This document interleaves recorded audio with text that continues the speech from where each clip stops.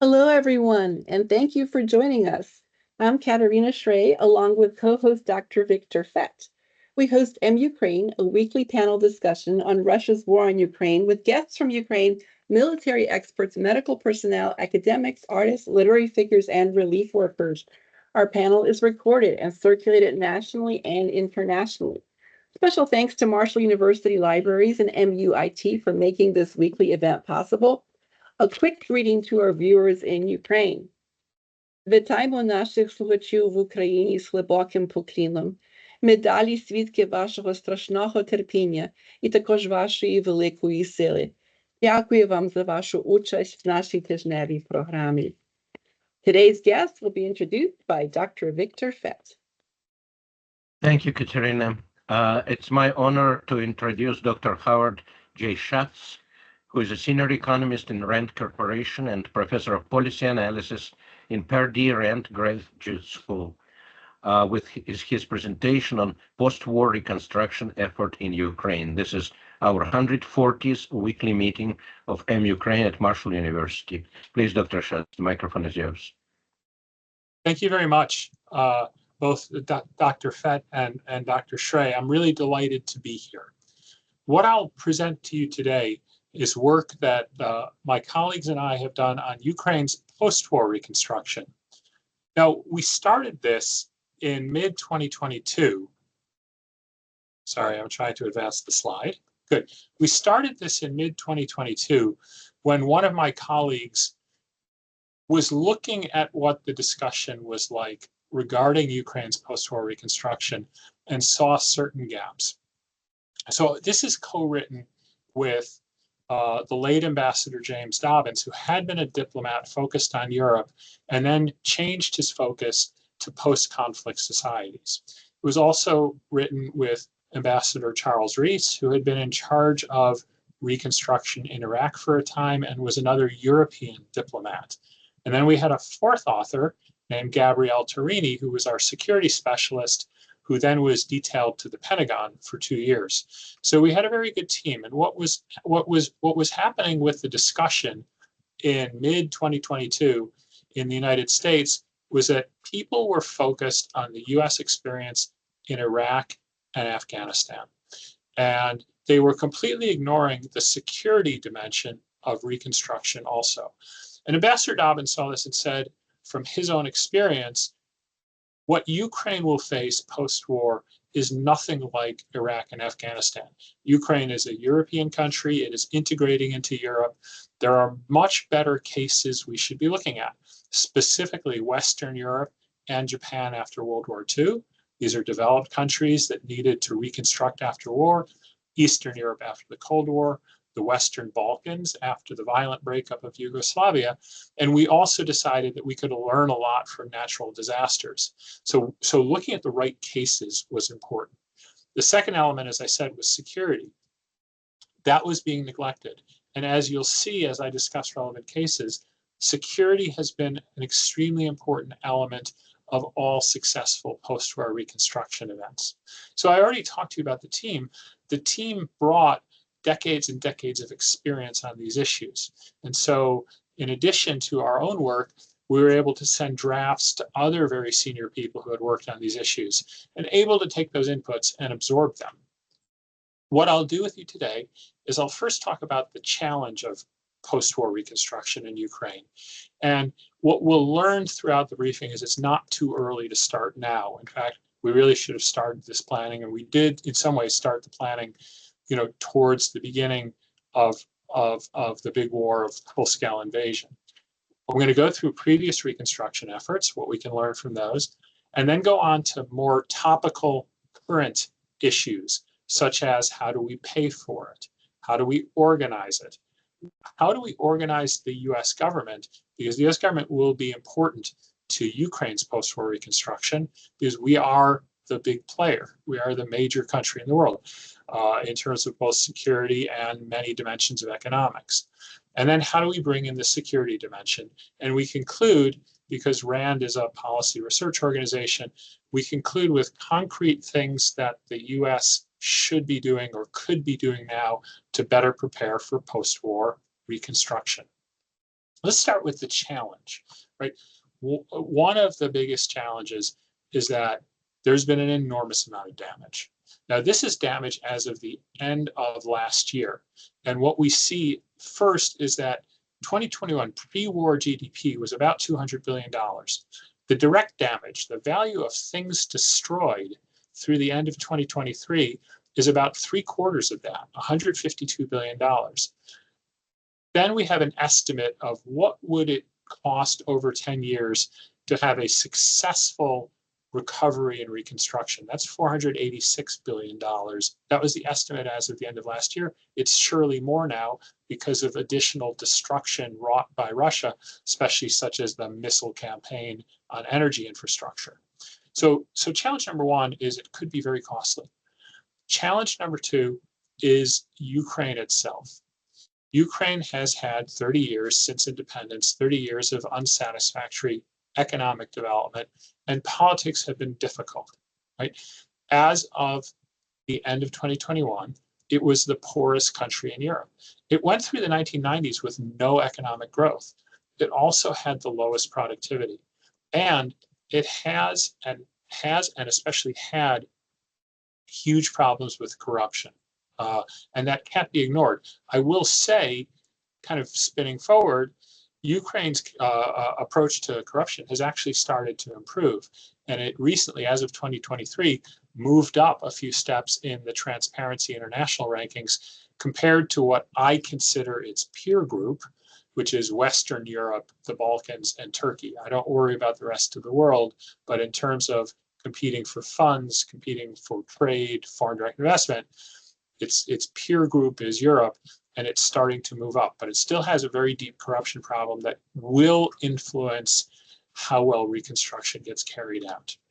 Those are the challenges, right? Now, I'm very lucky that I was part of a recent RAND trip to Kyiv in August, and I want to set the stage a little bit. It's always worthwhile to go see firsthand, and there were grounds for hope, and there were also grounds for caution. And I start with the positive side. So what we found was a city that looked normal in many respects. It was attempting to have a normal life. Restaurants were full. There were people out in the street, many young people, and it was quite a beautiful city. What you see here from left to right is first St. Sophia's Cathedral, and then our trip coincided, not intentionally, but it coincided with a trip by Senators Lindsey Graham and Michael Blumenthal. And they're giving a press conference with Ambassador Bridget Brink in front of St. Michael's, a monastery. And when I talk about a hopeful atmosphere, looking to the future, there were at least 2 sculptures or monuments dedicated to NATO. So the blue girl with the umbrella is one of them. So there was a NATO focus. Second, there was an EU focus. So every government office we went to had an EU flag. Now, what you see here at the Parliament is a US flag as well. That's because the chairman of the Verkhovna Rada had been meeting with American politicians. He's a very good politician, so of course you have an American flag out as well. That's the positive side. But it's also a very sobering city in some ways. And so, you know, there is the Wall of Remembrance at St. Michael's Golden Dome Monastery. Just hundreds and hundreds and hundreds of people who have been killed in the war, and not just Ukrainians. You can see there's posters of, for example, an American, Pete Reed. There was a wall that had I would say about 20 or 30 people from Belarus. Now, I don't know if they were after 2014 or after 2022, but, you know, and they're not finished. They're still putting up people. We saw near St. Michael's, Russian military equipment from the 2022 invasion. And then most sobering at all, and where I think we learned that Russia is trying to destroy normal life in Ukraine, were the air alerts. So there's an app, you go to Ukraine, you download the app on your phone, and it wakes you up in the middle of the night, 1 time, 4 times. The most we had was 4 times. And our security protocol was to go to the shelter.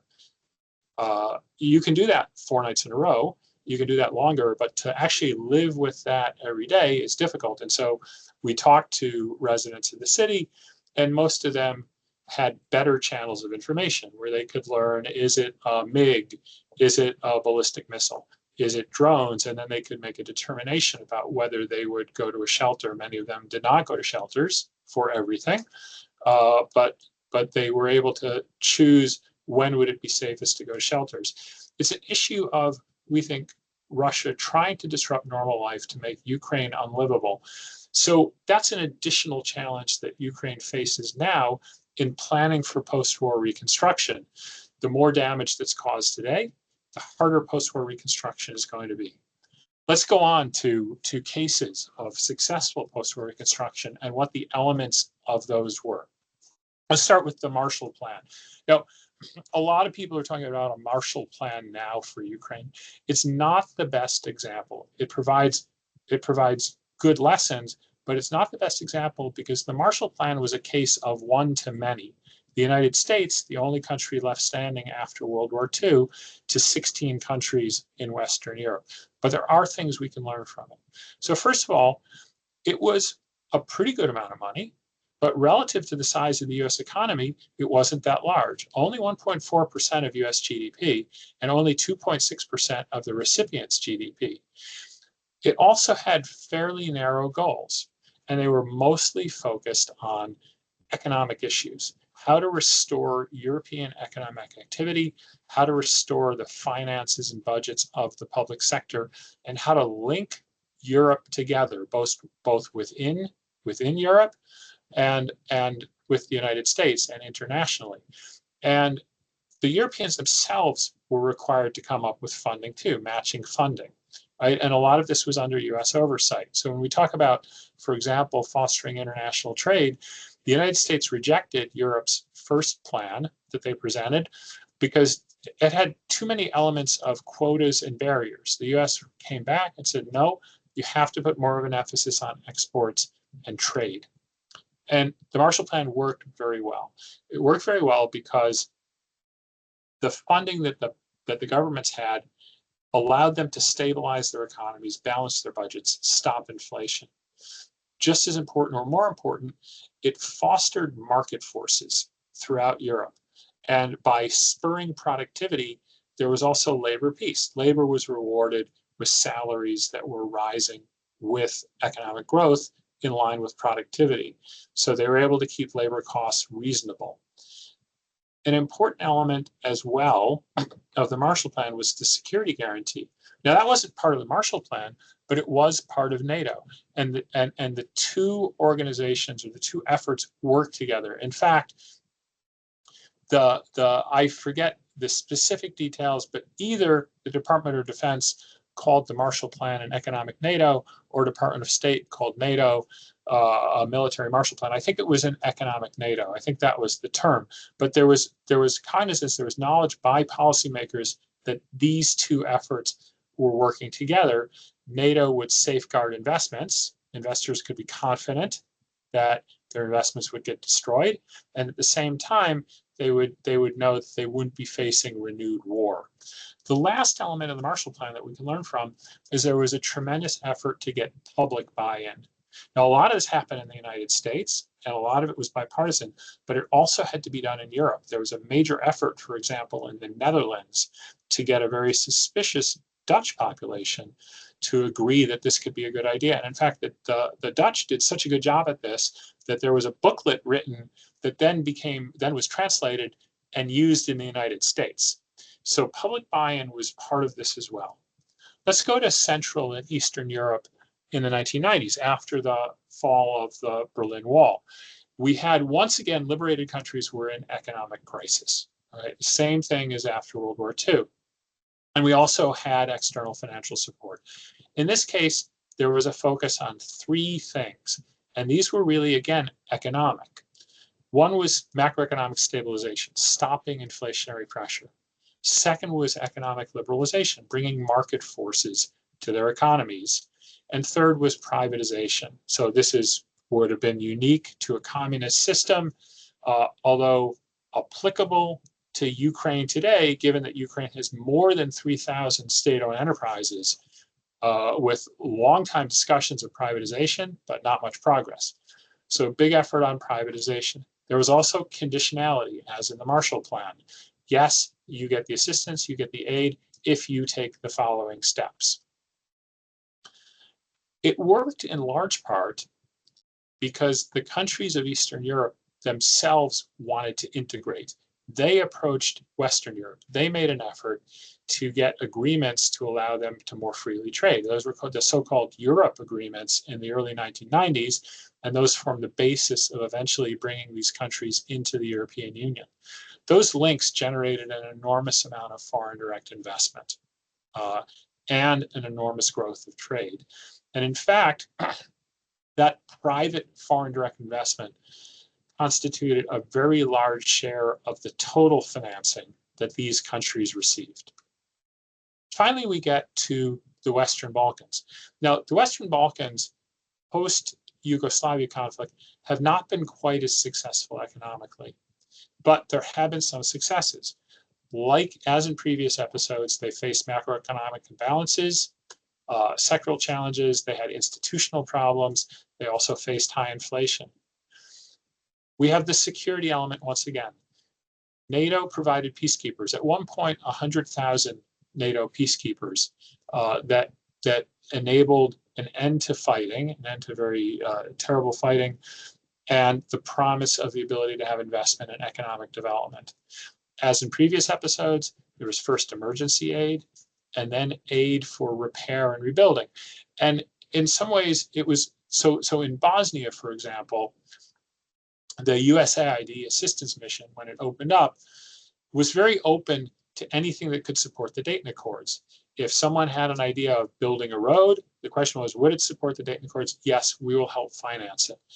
Focused on economic restoration, peace building among communities. EU accession has been something of a promise. It has been slow. The economies have been rebuilt. Their economic growth has actually been on par or better than that of peer economies. And now, partly, I think, spurred by Ukraine, but perhaps independently, the EU is making a renewed effort to bring the Western Balkans into the EU with a more concrete plan, with more serious conditionality. And so I would say the elements there are bring the peace, you provide security, and then financial assistance fosters economic development. These three cases, and we can talk about the Japan case also because it has similar lessons, really have kind of seven implications or seven things that we learned. First, in each case, starting reconstruction takes time. That's why planning for Ukraine needs to be done now. And there is quite a good effort going on. But let's take even Western Europe after World War II. World War II ended in 1945. There was emergency assistance from 1945 to 1947, but the actual reconstruction, the Marshall Plan, was 1948, 3 years after the war. In each case, countries face high inflation. They need immediate stabilization. The best example of that is the Polish stabilization plan from 1989. What was interesting is the Western countries, I believe it was just the US, created a stabilization backstop fund of about $1 billion. It was never tapped, right? Poland was able to stabilize its economy within about a month or two.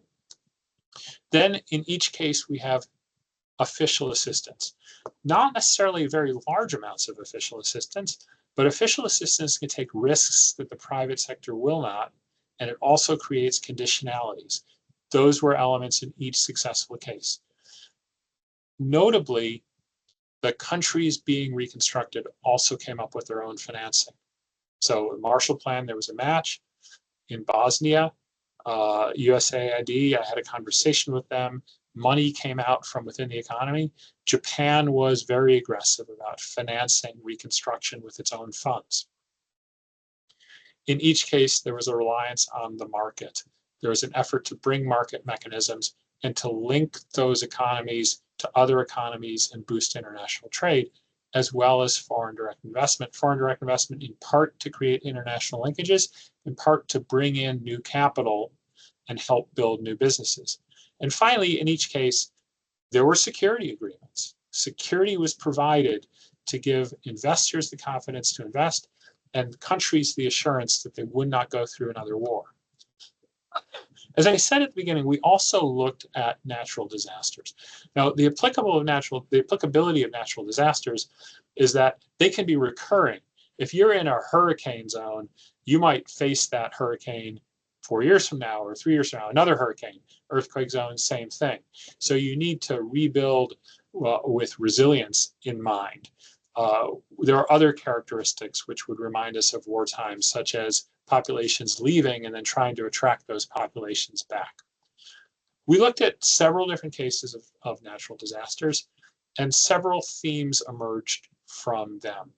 One was that in each case, setting priorities led to more successful reconstruction or redevelopment. Second was funding. As in the cases of post-war reconstruction, equity, strategic equity or aid could be used to mobilize private funding. It was an essential element, but it didn't provide the total amount of funding. Now, there's a caution here that we learned from natural disasters, and that is too much money can be a bad thing. It is sometimes very hard for societies to absorb large amounts of capital all at once. That can feed corruption, it can feed waste, it can cause, for example, prices to rise or wages to rise well beyond what they should if there's all kinds of money flowing in. So that money needs to be metered in some ways. Not so much for the Marshall Plan. Remember, that was one to many, but in natural disasters and other reconstruction efforts, coordinating donors can be an enormous challenge. Donors like to have their own priorities, and sometimes those priorities might conflict with the country's priorities or with the priorities of other donors. So the donors need to be coordinated, and there needs to be transparency in how their money is used. Something that came out from more from natural disasters than from post-war reconstruction is that the involvement of local communities was important. They know their situations best, they can set priorities best, and ensure that money gets used to its highest value. Natural disasters, wars, face the challenge of displaced populations. This is especially an important case in Ukraine. As of early 2024, about more than a fifth, almost a quarter of Ukraine's pre-war population were either refugees or internally displaced people. And facilitating those returns depends on basic services, shelter, schools, medical care, sequencing, and economic opportunity, incentives. Why should I return to my home country? What opportunity is there for me there rather than where I live right now? Finally, with natural disasters, an audit function, transparency, and accountability were very important because this assistance for natural disasters often needed political support. And you can easily erode political support by having enormous amounts of waste or corruption scandals. All of these will be applicable to Ukraine. Okay, so that's the cases. That's what we learned from previous reconstruction efforts. What about looking forward now? What should we think about with different topics in the reconstruction of Ukraine? Let's start with financing. That's a topic that often comes up in my discussions on this. And traditionally, there have been three sources. One is official development assistance, one is private sector financing, and then one is own country financing. All of those will be important here. With Ukraine, there is a potential fourth source. When we did our research initially at the end of 2022, early 2023, I felt more comfortable saying it was only a potential fourth source. Now it looks more and more like it is being, not only is it being used in a smaller way, but it will probably be used in a much bigger way, and that is Russia's frozen sovereign reserves, which are estimated to be about $300 billion or so, mostly held in Europe, some in the United States, some elsewhere. And to make sure to differentiate, these are frozen. They cannot, Russia cannot take them back, but they have not been seized. So freeze versus seize, they've not been seized in the sense that they still belong to Russia.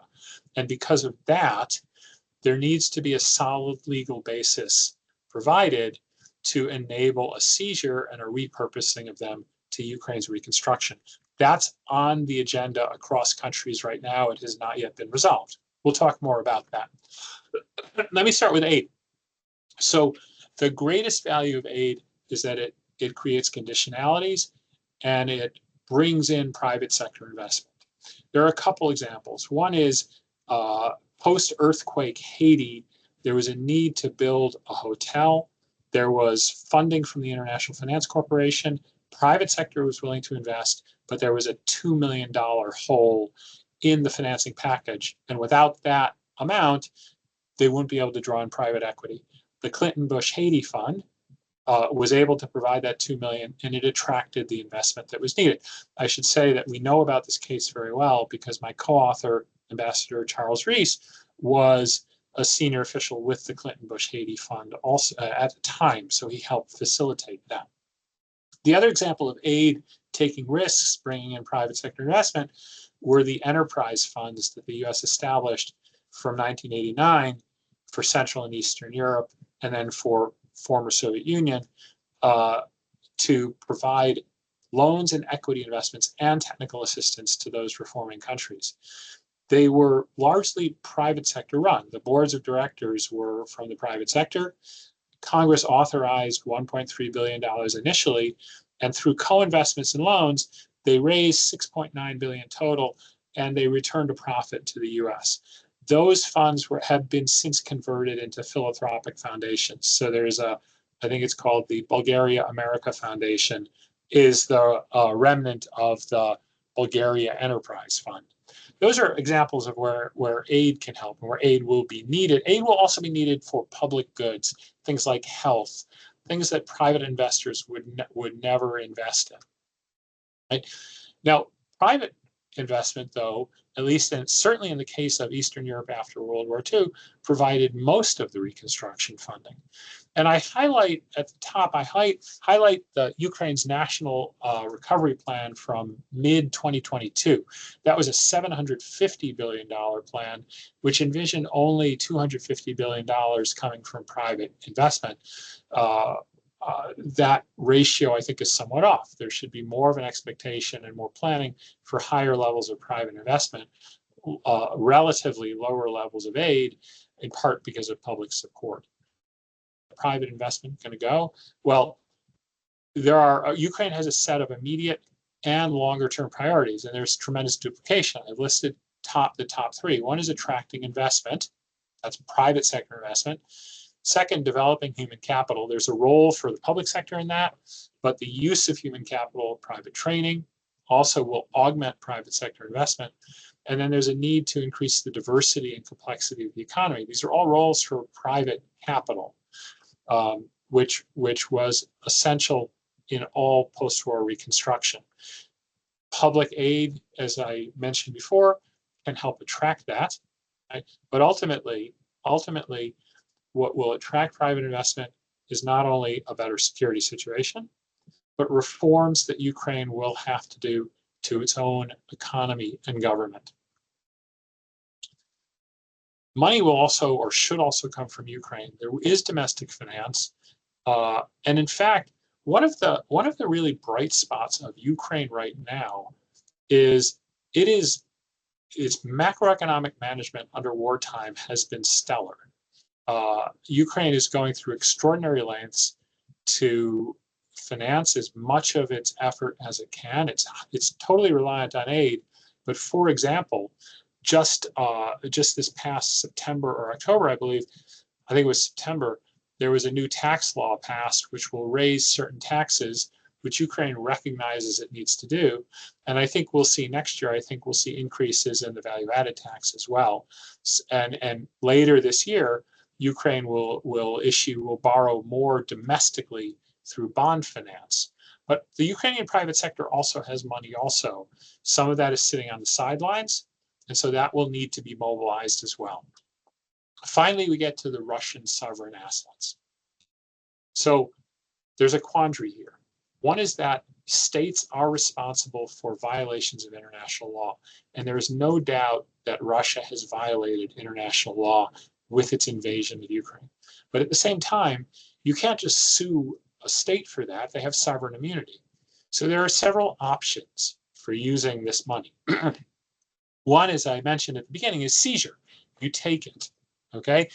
And there are people such as Robert Zoellick, the former World Bank president, Larry Summers, the former Treasury Secretary, Philip Zelikow, former senior official in the U.S. government, and others who are saying, look, there are legal justifications for this, and these are legal justifications. Here's how we should proceed. Second option is to take the profits from the cash spun off by reserves. How does this work? Well, reserves are usually in the form of government debt. If that's a 1-year bond, the bond eventually gets paid off, it becomes cash, and that cash starts earning interest, which legally, based on the institution that holds the cash, legally Russia doesn't have a right to claim. So you have that interest. And then you could collateralize the assets and borrow against them. All of those options are on the table.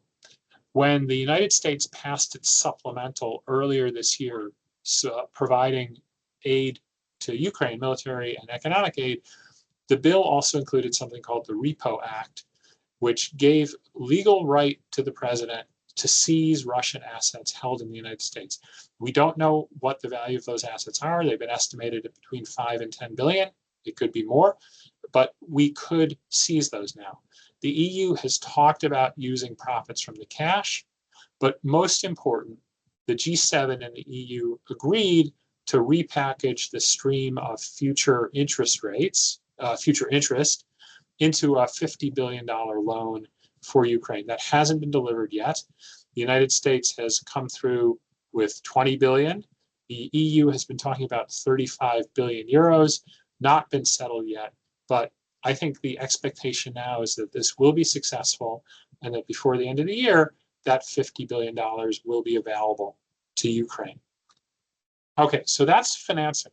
What about organization? You remember that when I talked about natural disasters, I said that coordinating an organization would be a real challenge.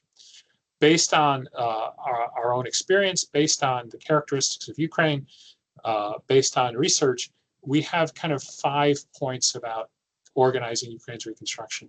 First of all, Ukraine should be in the lead in terms of setting priorities. This is another thing that makes Ukraine very different from other current post-war reconstruction cases. It's fully capable of setting priorities. It's doing that now. The United States should lead on security. That's really its comparative advantage. The EU will need to lead on economic reform and recovery, in part because this will prepare Ukraine for EU membership. But at the same time, the EU should be involved in security. The United States should be involved in economic reform and recovery.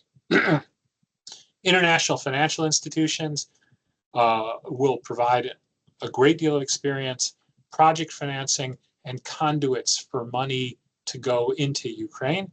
And then there will have to be an effort to sustain Ukraine currently to keep the damage as low as possible to not create an even greater reconstruction challenge. How do we coordinate across the US, Ukraine, the international community? Well, there needs to be a senior Ukrainian minister in charge. Right now, that job seems to be held by the deputy prime minister and minister of economy. So she's been coordinating Ukraine's stance towards the EU for an EU financing facility and has been dealing with the international organizations as well. Local governments will need to be able to provide feedback up the chain and provide some decentralized decision making. Each donor country, such as the United States, the EU, Germany, should have a designated senior coordinator in their own capital, someone paying attention to this problem and not 20 other problems all at once. Each donor country should also have a representative in Kyiv, maintaining contact with the Ukrainian authorities. We have a model of periodic donor conferences. They don't work very well. There needs to be on the ground coordination. I mentioned Ukraine's poor record of corruption. There are two aspects of approaching this in terms of organization. A senior independent inspector general with embedded experts will be necessary to maintain the confidence of donors in the international community. That's kind of the inspection part, but there's also monitoring and evaluation. And here, Ukraine has a very important role to play. Ukraine is a heavily wired society in terms of the internet. They have the Dia app, they have the new Maria app. If possible, end-to-end monitoring of funds would be very useful, and it's something Ukraine is probably capable of doing. The last element of coordination is neighborhood cooperation. So Ukraine will have to rely on Poland, Moldova, Romania, its other neighbors, both for trade routes in, and for other forms of cooperation that will be important to reconstruction. So a special council among them could be helpful. Let's move to security. So this was the missing element in a lot of the initial discussions about Ukraine reconstruction. And it's important, its goals, it has really three goals in any kind of post-war security arrangement. One is to deter Russia.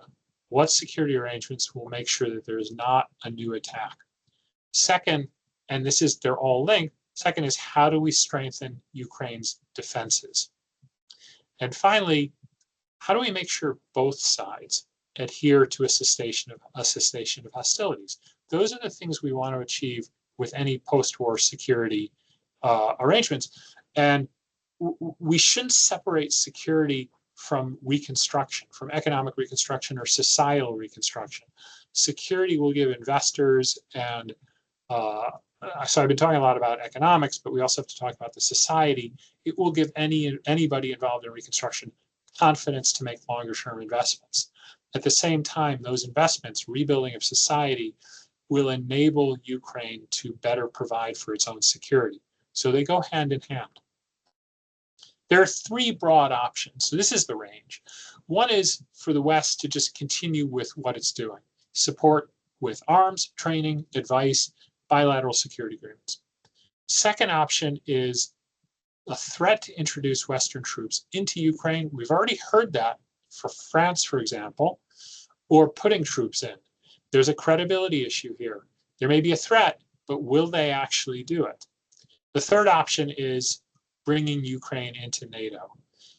NATO says Ukraine belongs in NATO.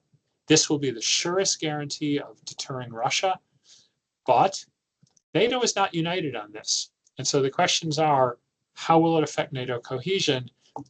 Can Ukraine actually be brought into NATO in a way that NATO will agree to and will actually strengthen NATO? What we had written, and again, this was about 2 years ago, was that we may need to look at new models for Europe. I should say that momentum is moving towards Ukraine's inclusion in NATO, but there's a long road to go. Fundamentals, why would you look at new models? Well, we need provisions that both sides value over conflict. If Ukraine ends up without its 1991 borders restored, we want to be confident that Ukraine will not initiate something. It's very unlikely to do that because Ukraine has every incentive not to, meaning EU membership, Western support. But that has to be at the back of mind. Right now, the current security model is a binary choice, NATO or no NATO. NATO may be the right choice. Something beyond NATO might also be the right choice, right? And I emphasize this again and again because it takes NATO unanimity. And I think people who are saying, yes, absolutely, we'll be certain to see Ukraine in NATO are overestimating. NATO might be the best choice, but there's a lot of work to be done to get there. Let me wrap up. Let me sum up. First of all, what do we learn from all of this? Well, first of all, eyes on Ukraine. Ukraine's credibility is going to be on the line. It needs to continue to reform its economy, its laws, and Ukrainian policymakers know this, right? So that's very encouraging. And more important, they're taking action. Second, security is going to be essential to reconstruction. We're going to need senior coordinators in charge, inspector general function, and aid conditionality. How do you make sure that Ukraine does what you want it to do? Then you'll need sequencing and prioritizing. How do we bring people back, especially the refugees in Europe? And engaging communities, how do we engage localities, especially when they might not have the human capital, when people might have left, when people who are most capable might have been killed or injured in the war. Funding will come from a variety of sources, and rightfully should come from a variety of sources. And then we'll need strong links to the international economy for Ukraine to be successful. Let me conclude with what we think the United States should do now. Keep engaging with allies and partners about post-war security arrangements and what makes for credible deterrence.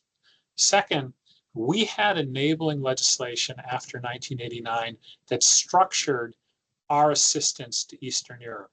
We don't have such a law for structuring our assistance to Ukraine. We don't need to engage in post-war reconstruction in order to have the law, in order to set the stage for how we're going to do post-war reconstruction. So having that law in place would be very useful. In addition, having an empowered coordinator with budget authority would also be useful. We've seen throughout 2024, and we'll see in the future, the need to think about this in a bipartisan fashion to make the case to all sides that US involvement is important. And then, as we saw with the supplemental from 2024, maintaining the Ukrainian economy, maintaining Ukrainian defenses right now will be needed to set Ukraine up for a more successful post-war reconstruction. Last thought, we looked at this ultimately through a US lens and through a historical lens. And the United States, starting just after World War II and even planning during World War II, has been focused on reintegrating Europe. And so reconstructing Ukraine, bringing it into the transatlantic community or the Euro-Atlantic community, pick your name, is really another phase in a multi-generational project by Europe and by the United States. It is consistent with US security and economic policies that we've been carrying out since the 1940s. And it will be one more element creating an enduring transatlantic partnership. I look forward to discussion, any questions you have, and I'll stop sharing my screen now.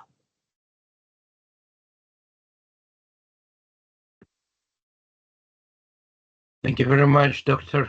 Shatz. This was marvelous and very comprehensive, and I thank you from our group and open the microphone to anyone who wants to make comments and ask questions. Dr. Deutsch, please, you're the first, as usual. You presented a chart, Organize Ukraine's Reconstruction, and you said the United States should lead security for Ukraine, but we have an election coming up next week where that may not be a viable option. So what is the pivot plan if the United States does not lead security for Ukraine?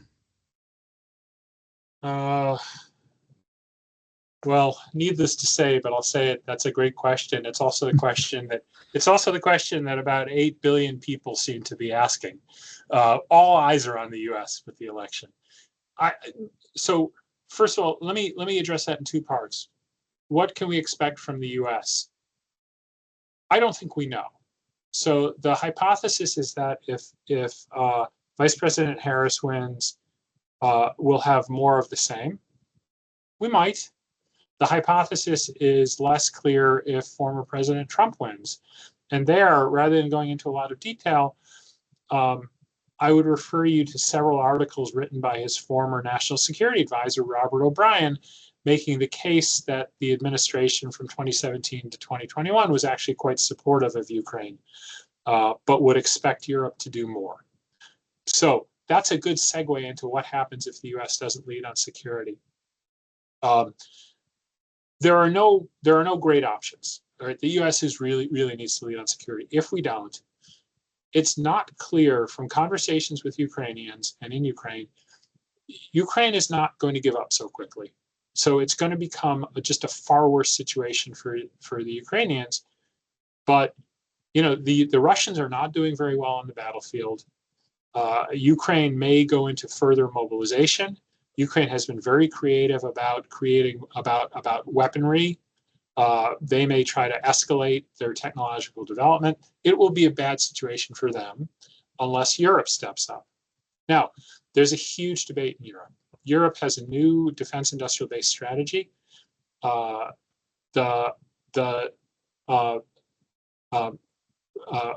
von der Leyen, who will repeat as European Commission President, has created a position of Commissioner of Defense. I forget the full title, but her charged letter to that new potential commissioner is to pay a great deal of attention to the defense industrial base, to rearming, to increasing European expenditures.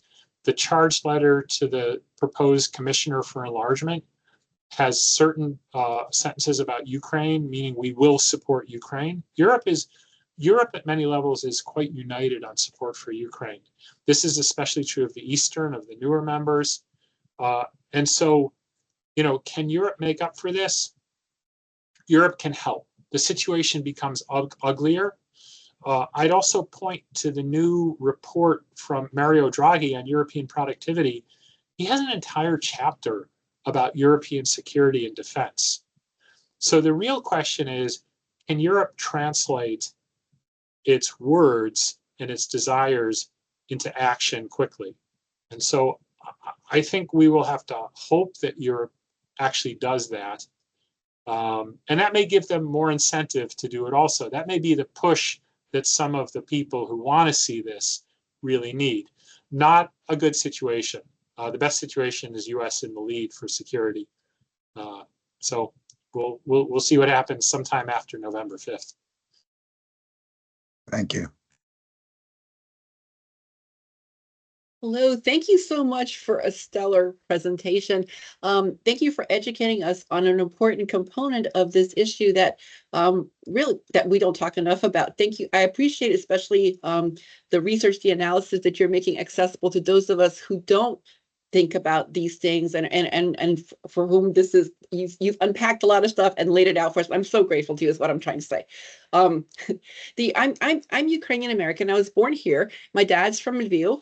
And one of the things that when Ukraine became free and we started going back and forth was noticing the corruption. It's something that was very disappointing, actually. You grow up on these stories of Ukraine and it's this fairy tale world that is finally accessible to you. And to see the corruption, it was very, very disappointing. I'm wondering, and you've shared some of the things that we can do to mitigate against that, but I do wonder, from the other examples that you've shared with us, and I appreciate the wide range, both political examples and natural disasters, from the other political examples, is there some kind of, or do any of those offer us a template to overcome corruption?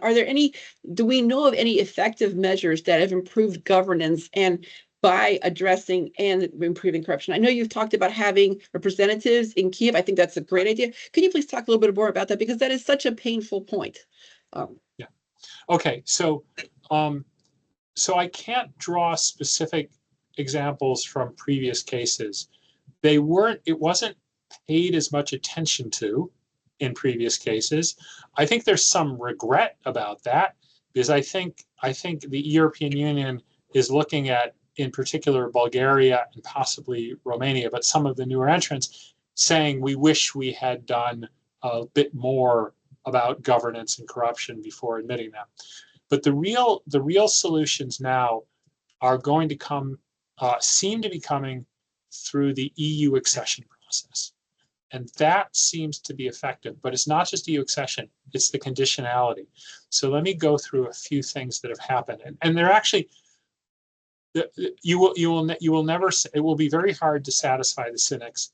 It will be very hard to satisfy people who did business in Ukraine up through 2014 and maybe through 2021, because they will have had bad experiences. But if you stand back and look at what has been done since then, there's actually a lot to be encouraged by. So the Ukraine is now an accession country. It is in negotiations to join the EU. To do that, it had to fulfill 7 requirements. Several of them had to do with corruption, in particular with the vetting of judges and the appointment of judges. And some of those it has completely fulfilled. Other things it has still to do work on. But the promise of becoming a negotiating partner for EU accession is what led to legal changes and to to appointments, for example, a better vetting of appointments of officials. I'll give another example before I get to some more recent reforms. We have the Ukraine defense industry. So Ukroboronprom, it was state-owned enterprise. It was corporatized, became Ukraine defense industry. It has a governing board, which includes some external people. There's a vetting process for senior executive, and they have created a new agency for defense procurement that is separate and can be audited and is based on a Nordic model. That's for lethal equipment, and an agency for defense procurement for non-lethal equipment. So basically bringing in external oversight, foreign people on supervisory boards, making things look more corporate. Those are some of the encouraging things. But the most encouraging thing occurred just this past October. I think it was October. It might have been September. I'm sorry. I get the different reforms. There were several important votes in September, October, and the important vote was a reform of the customs authority. So there's an issue of appointing judges or appointing a new head of certain corruption agencies. Then there's an issue of actually making sure the money is supposed to go, it goes where it's supposed to go. And so the customs reform law, which was just passed, was passed because of pressure from the IMF, the World Bank, the European Union, right? And that pressure is going to stay on. And here's where you have kind of, the elements are some officials in government who know they need to do this, foreign organizations who are prepared to say, you are not getting aid unless you do this. And then you also have civil society. And one of the big surprises being exposed to Ukraine is that when you talk to civil society, you will hear people will be very honest. They'll say, we don't trust our institutions, but we have very strong horizontal networks through civil society. And so there's a further incentive, I think, and nothing is guaranteed, but the further incentive is when the war ends, you will have hundreds of thousands, millions, I don't know how many, of people, former military, who served at the front and have weapons. Okay, and they're not going to be very happy if the government does not fulfill its obligations to create the kind of society they fought for. So I think it's a little bit of a probability game. There are all kinds of elements in place. Will these elements come together? We don't know, or would hope they would. Thank you. And Thank you. Let me add one thing. So I've briefed this. I've been very lucky that I've been able to present this to a good number of international groups, government agencies, multilateral agencies. Corruption comes up every time. So all eyes are on this, which is another reason to believe that something will be done about it. Thank you. You have the heart of a teacher, and it really makes me appreciate the work that Rand does. Thank you so much for this. Thank you. You're welcome. Thank you very much, Dr. Shatz. Do we have more questions or comments from the audience, please? I think you answered a lot of questions and covered a lot of ground, and we only can thank you for your work and your colleagues, and wish you the best in what you're doing. Please Victor, come back at some point. Yes, if please. There's time, can I ask? I do have like another question. Yes, sure, I sure. apologize for the naivety, or if this is not a good question. I had never heard that Ukraine's macroeconomic management was good. You said it was during the wartime. Yes. This is great. Is that an accident? Is that part of the strategy? How did that come about? Because this is actually very good news. Yes, not an accident. They have, at the top level, they've had very good ministers of economy and ministers of finance, and they've been highly motivated, and they've gotten very good assistance from the IMF and from international organizations. It is very difficult. Their entire non-defense budget is aid. Okay, but so growth in 2022 fell by like 29%. Growth was restored in 2023. It rose by 5.3%. Quite amazing. It'll have a positive growth this year.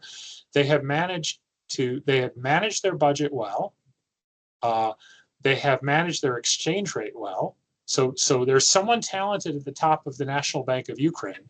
Wow. Maybe it's been international advice, but their Minister of Finance, their Minister of Economy have been very good.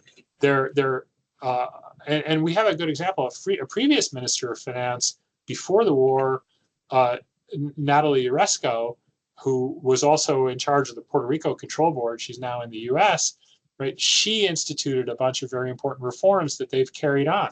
They've just had really good people in those positions and really good support. So that's been a real achievement, and people recognize that.